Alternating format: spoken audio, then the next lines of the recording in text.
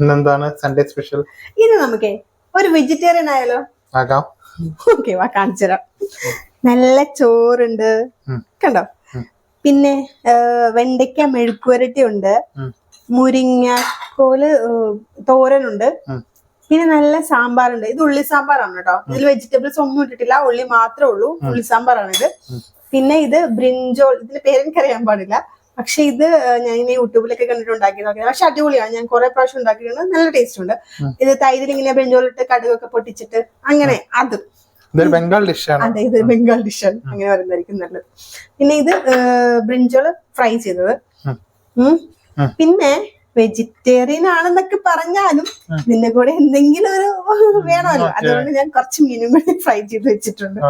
പിന്നെ അച്ചാറുണ്ട് കേട്ടോ. കഴിക്കാലോ. അപ്പൊ ഞങ്ങൾ കഴിച്ചിട്ട് വരാം, നിങ്ങൾ കഴിച്ചതാണ്. അപ്പൊ ഓക്കെ, ബൈ ബൈ.